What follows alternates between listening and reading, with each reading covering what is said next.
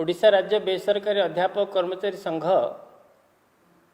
संघर गोटे मात्र दाबी 2008 मसीहा ठारू 2018 मसीहा पर्यंत राज्यर विभिन्न अनुदान एवं अण अनुदान महाविद्यालय रे परिचालना कमिटी द्वारा नियुक्त अध्यापक एवं कर्मचारी मानकु सरकारी अनुदान दुख एवं परितापर विषय गोटे मात्र दाबी पूरण करने पाई संघ महात्मा गांधी मार्गरे थिबा धारणा स्थल रे 400 दिन धारणा रे बसिला।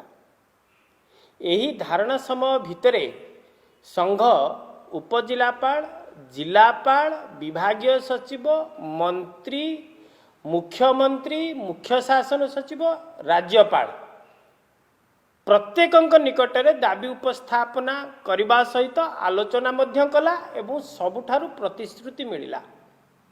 किंतु समय स्रोतरे प्रतिश्रुतिटा प्रतारणा रे परिणत हैला। विगत 24/6/2023 रे सरकार नूतन अनुदान नीति प्रणयन निमित्त पत्रटीए प्रकाश कले जहाँकि संघर स्वार्थ विरोधी थिला, जहाँकु संघ तीव्र विरोध कला एवं दीर्घ दिनर पुंजीभूत असंतोष ठीक आज को 2 मास तले 27/6/2023 रे महात्मा गांधी मार्ग रे प्रकाशित है एवं शह अध्यापक कर्मचारी 144 धारा उल्लंघन पूर्वक विधानसभा रे धसई पशिबा को प्रयास कले। एथिरे पुलिस सहित धस्ताधस्ती है, शताधिक अध्यापक एवं कर्मचारी को पुलिस हेफाजत को नेला एवं 9 जन गिरफ हेले एवं कोर्ट चालाण मध्य हेले। किंतु ता पर दिन टिके आश्वस्ति मिलिला कौन ना 28/6/2023 रे सरकार से ही नूतन अनुदान नीति प्रणयन पाई जो पत्रटी बाहर करथिले ताहाकु प्रत्याहार करिनेले।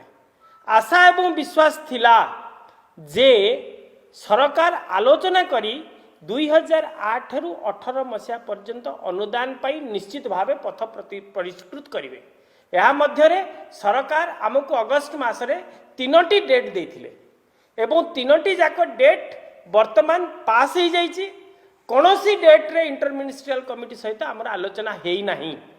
तेणु आज संघ चरम निष्पत्ति नौची पुनर्बार जदि 7 दिन मध्य सरकार अंतः मंत्री स्तरीय कमिटी माध्यम रे आलोचना न करती एवं आमर दाबी पूर्ण पाई प्रत्येक पदक्षेप न नियंती तेबे 4 तारीख ठारू 4/9/2023 संघ चिराचरित ढंगरे महात्मा गांधी मार्ग रे विक्षोभ प्रदर्शन करिवो एवं आगामी काली ठारू प्रत्येक महाविद्यालय रे अनुदान संकल्प अभियान जारी रहिबो।